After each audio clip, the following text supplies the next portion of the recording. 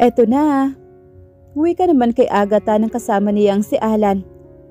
Lumabas ito mula sa kusina at may dala-dala ngayong 2 slice ng chocolate cake. Habang nasa opisina kasi siya, ay tumawag ito kanina at nagyayayang kumain ng sweet. Hindi naman siya makapag-focus sa trabaho niya dahil maya't maya ang pagpasok naman ni Mike sa kanyang isipan. Halos wala na nga siyang tulog kagabi. Kakaiyak niya dahil sa mga sinabi ng huli. Kaya sinubukan niya ngayong lumabas kasama si Alan to divert her attention. Tipid siyang ngumiti sa lalaki. Ibinigay nito sa kanyang isang slice ng cake. Saka naupo ito sa katapat niyang couch. Sarap! Magiliw na sinabi nito matapos sumubo ng cake. Hindi naman sumagot si Agatha ni hindi niya ginalaw ang cake. Parang wala siya sa mood para kumain ngayon dahil iniisip pa rin talaga niya si Mike. Kumusta na kaya iyon ngayon? Nasaan na kaya siya? Lasing yun ang umalis kagabi sa bahay. Sana naman ligtas yun na nakapagbiyahe at hindi na paano sa daan. Hey Agatha, ba't hindi mo pa ginagalaw yung cake mo? Don't you like it? Untag bigla naman sa kanya ni Alan. Gusto naman. Pagsisinungaling niya rito at sumubo ng kahit isang tindor lang na cake. Masarap hindi ba? Nakangiting wika naman ito. Pinilit niyang ngumiti rito. Oo nga. Ang totoo hindi naman niya na-appreciate kung masarap ba talaga ang cake o hindi dahil mukhang hindi nga niya malasahan ang tamis nito ngayon dahil sa mga mapapait na nangyayari sa kanyang buhay, lalo na sa nangyari kagabi. Alam mo nung nasa Amerika pa lang ako, mahilig din ako sa mga ganitong matatamis para kasing stress reliever ko na rin kapag pagod ako. Nag-uumpisa sa pagkukwento si Alan. Nagpatuloy pa ito sa pagkukwento tungkol sa naging buhay at mga karanasan nito sa abroad. Samantalang siya na may kahit isa sa mga kwento nito ay wala siyang maintindihan dahil lumilipad pa rin ang kanyang isip sa iisang tao lamang kundi kay Mike. Buti na nga lang talaga at napalitan yung supladong baklang supervisor namin sa factory ng bagong mabait na boss. Kasi kung hindi, sa tingin ko hanggang ngayon, hindi pa rin ako nakakauwi dito sa Pilipinas. Ang lupit nun eh. Ikaw, ano sa tingin mo? Nasaan ka na kaya ngayon, Mike? Saan ka tumuloy? Mas napabuti na siguro ang buhay mo na wala ako. Dahil hindi kita pinahalagahan. Kaya ngayon pa lang, pinagsisisihan ko na. Agatha? Naramdaman niya ang pagkalabit ni Alan sa kanyang kamay. Kaya napabilik siyang bigla sa huwisyo niya. Ha? Parang tanga niyang tanong dito. Gumuhit bigla ang pagkadisgusto sa mukha nito. Hindi ka naman nakikinig. Napansin ko lately, palagi ka ng absent-minded kapag magkasama tayong dalawa. Ano bang gumugulo sa isipan mo? Tumayo siyang bigla at kinuha ang bag sa table na nasa pagitan nila. Buo na ang kanyang desisyon. Ititigil na niya ang kalokohang ito. Kumunot naman ang noo nito sa kanya. Oh, saan ka pupunta? I can't do this anymore, Alan. I'm sorry. Anong ibig mong sabihin, Agatha? Tama na. Ayoko na. Itigil na natin to. Aalis na ako. Maraming salamat sa lahat at sana huwag na ulit tayo magkita pa sa hinaharap. Gumuhit ang sobrang pagtataka sa mukha nito. Ano bang pinagsasasabi mo, Agatha? Nagsimula na siya maglakad papalabas at naramdaman naman niya ang agarang pagsunod nito. Agatha, ba't ka ba nagkakaganito ngayon? May nagawa ba akong mali na hindi mo nagustuhan? Ha, Agatha? Pagod na hinarap niya muli ito. Wala, Alan. Sa katunayan nga ay naging mabuti ka sa akin. Pero dapat na nating tapusin ito ngayon. Marami na tayong nasasaktan dahil sa ginagawa nating ito. Ano? Pero paano naman ako, Agatha? Masasaktan din ako. Alan, I'm sorry. Iyon lamang at tuluyan na niyang iniwan ito. Ito ang tamang gawin kaya ito ang gagawin niya. Nang makauwi siya sa bahay, hindi niya inaasahan ang sumalubong sa kanya. Nasa gate pa lamang siya na makita niyang isa sa mga sasakyang pag-aari ng mga pinsan ni Mike. Naroong nakapark sa tapat ng gate at mukhang may hinihintay ang mga ito. Bumaba rin siya ng sasakyan niya nang makitang bumaba sina Patricia at Robert. Mula roon para salubungin sana ang mga ito. Ngunit hindi niya lubos akalain ang isasalubong sa kanya ni Patricia. Isang malutong na sampal. "Walang hiya ka! Ang kapal na mukha mo!" Singhal naman ang babae sa kanya. "Patricia." Sinubukang pigilan naman ni Robert ang pinsan at hinawakan ito sa braso. Iwinakli naman ni Patricia ang kamay ng huli. "Pabayaan mo nga akong turuan ng leksyon ang babaeng to, Robert. Kung tutuusin, kulang pa ang isang sampal sa pambayad sa lahat ng mga sakit na idinulot niya sa pinsan natin." Anito sa kabinalingan siya muli nito. "Ikaw babae ka. Hindi ka na talaga makontento sa isang lalaki, no?" Napayuko naman si Agatha. Ang sakit ng akusasyon nito sa kanya. Kung ibang tao lamang siguro ito, ay kanina pa niya ito sinampal din pabalik.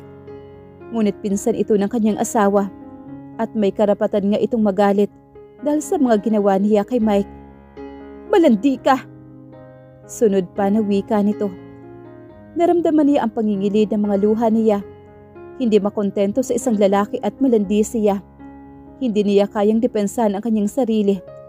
Dahil parang totoo naman ganoon siyang klaseng babae base sa mga ginagawa niya. "Kasal ka na nga. Nakikipaglandian ka pa sa iba. You never consider the feelings of your husband. Sarili mo lang ang importante sa'yo, selfish ka." Patuloy na sigaw naman ni Patricia at ngayon ay galit na galit ito sa kanya.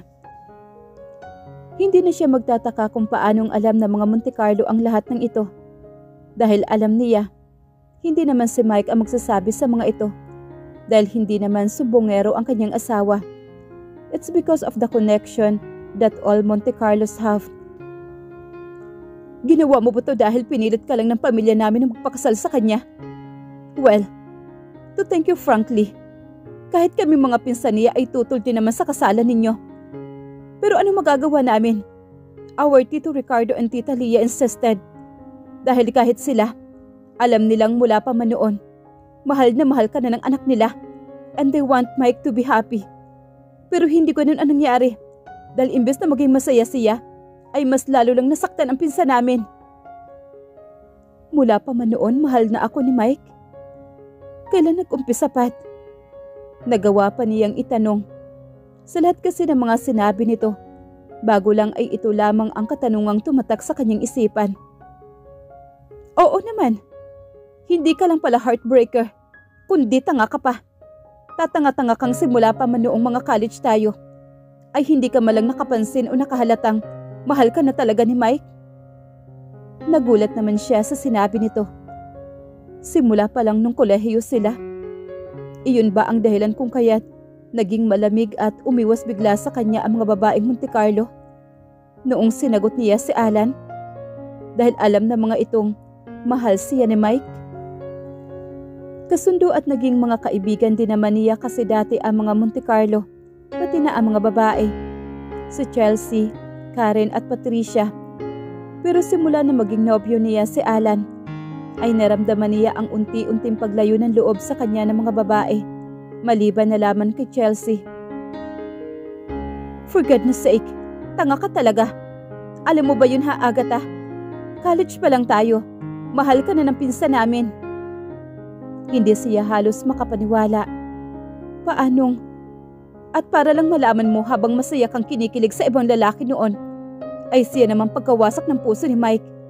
Mantakin mo, ang mga bagay na ginawa't pinaghirapan niya para lang mapasaya ka, ay ibang tao pa ang nakinabang."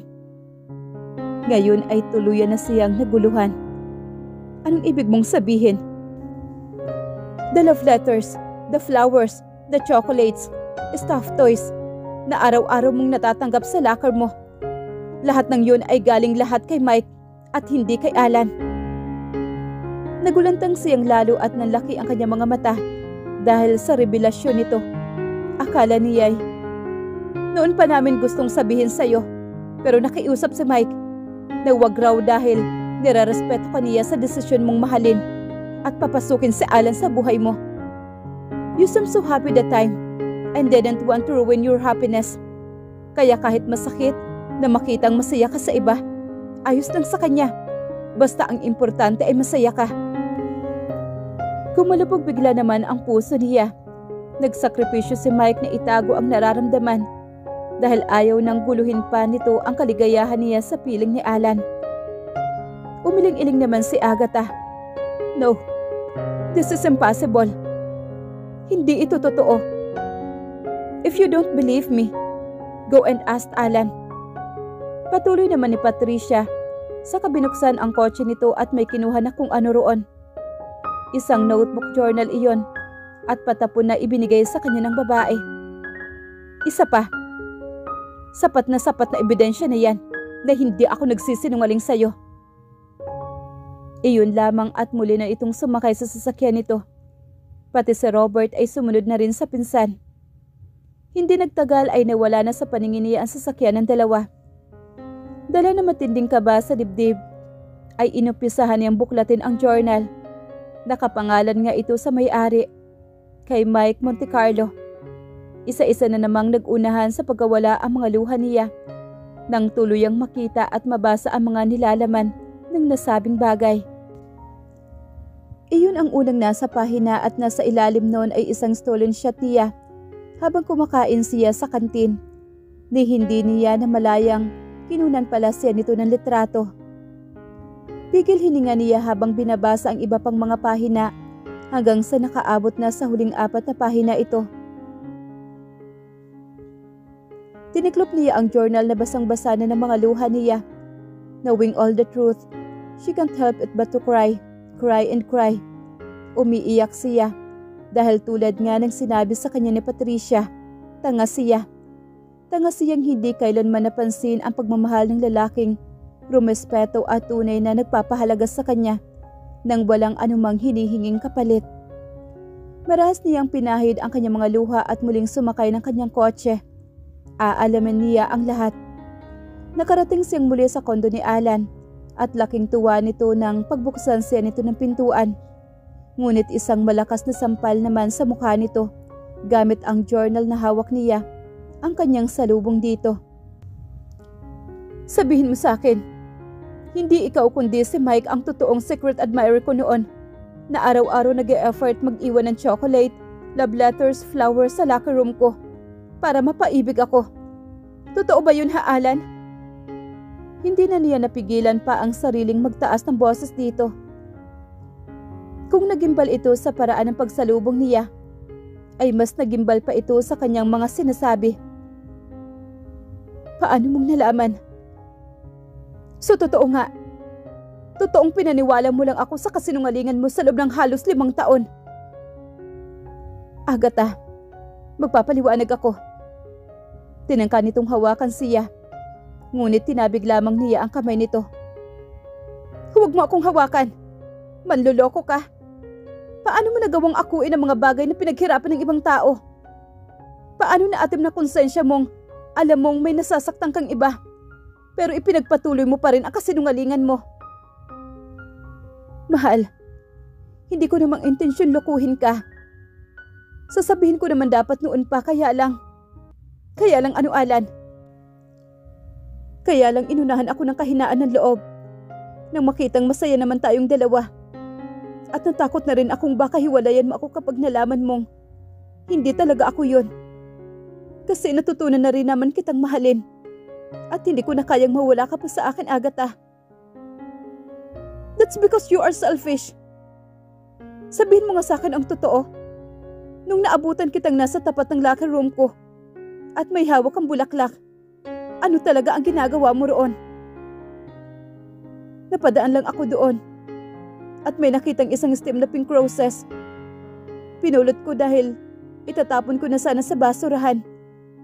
Pero hindi pa ako nakakaalis sa tapat ng locker room mo. Dumating ka at niyakap bigla ako. Doon ako tuluyang nawala sa sarili ko at nagsimulang mahalin ka, Agatha. Bakit hindi mo agad sinabi sa akin na hindi pala ikaw yon? Dahil nga nagustuhan na agad kita at natakot ako mawala ka sa akin. Pero kahit na anong mangyari, ako pa rin naman ang mahal mo, hindi ba? Hindi naman magbabago yun sa kabila ng mga nalaman mo, hindi ba? Nagsusumamo nitong muling tinangkang abutin ang kanyang kamay. Ngunit nabigo lamang ito. Umatras siya at umiling-iling dito. Ang totoong mahal ko ay ang totoong naging secret admirer ko. At hindi ikaw yun, Alan. Gumuhit ang pagkadisgusto sa mukha nito. So si Mike ba? Si Mike na ngayon ang mahal mo? Dahil nalaman mo na ang totoo? Oo. Dahil kung may tunay mang nagmamahal sa inyong dalawa, siya yun at hindi ikaw. Lagi niya akong inuuna. Inaalala noon pa man. Kahit masakit para sa kanya. Pero basta masaya ako, masaya na rin siya. Samantalang ikaw, ipinagkait mo sa akin ang buong katotohanan. Ang totoong kaligayahan na sana noon pa man ay nasa piling na niya. At hindi nasa sa piling mo. Makasarili ka, Alan. Sarili mo lang ang importante sa'yo. Basta masaya ka. Kahit alam mong miniloloko ka at sinasaktan kang ibang tao, ay wala kang pakialam. Makasarili? Parehas lang naman tayo, hindi ba? Ako naging makasarili at nagawang lokohin ka para maging masaya. Ikaw, nagawang lokohin si Mike para maging masaya sa piling ko kahit nakasal na kayong dalawa. Sapul na sapul ang huling sinabi nito dahil alam niya sa sarili niyang guilty siya at tama ito. Kung naging makasarili ito, ay mas naging makasarili siya dahil kahit nakasal na siya kay Mike, ay nakipag-affair pa rin siya sa lalaking ito. Hindi na niya mahagilap ang tamang susunod na mga sasabihin dahil humihikbi na siya. Nang tila na pagtanto ni Alan ang mga sinabi nito, ay kaagad naman itong nagsisi. Agatha, I'm sorry. Tumango-tango siya at pinutol ito. I'm sorry din. Sana hindi na tayo magkita pa ulit. Kahit kailan, Alan. Pareho tayong may kasalanan sa mga nangyari. Pareho tayong nakasakit ng ibang tao. Pero sana simula sa araw na ito, pagbabayaran natin ang mga kasalanan natin na hindi tayo muling nagkikita at nagkakausap pa. Agatha, ano? Aalis na ako. Mag-iingat ka, Alan. Iyon lamang at muli siya nag-drive pa pauwi. Wala siyang ibang ginawa sa buong biyahe niya, kundi ang umiyak ng umiyak. Tama si Alan. Kung naging selfish man ito, siya rin naman. Dahil sa pagiging makasarili niya, nasaktan pa niya ang taong tunay na umiibig at nagpapahalaga sa kanya. Si Mike. Pinagsisihan niya ang lahat ng mga nagawa na nagdulot ng sakit para sa asawa niya. Kung maibabalik lamang niya ang panahon, hinding-hindi na niya sasaktan ulit si Mike. Bagkus ay pahahalagahan at mamahalin din niya ito, tulad ng naging pagmamahal nito sa kanya. Pero hindi yun ganun kadali. Sinira na niya, hindi lamang ang tiwala at pagmamahal ng lalaki, kundi pati na rin ang pagkakaibigan na mayroon sila. Mula pa man noon at sobrang pinagsisihan na niya iyon. Wala siyang ibang magawa, kundi magsisi na lamang. Tama nga ang kasabihang, nasa huli ang pagsisisi. Dahil pagkatapos ng pagkamit ng maling kaligayahan, ay ang siyang pagsisisi sa maling nagawa, na sana noon pa ay ginawa na lamang sana niyang tama.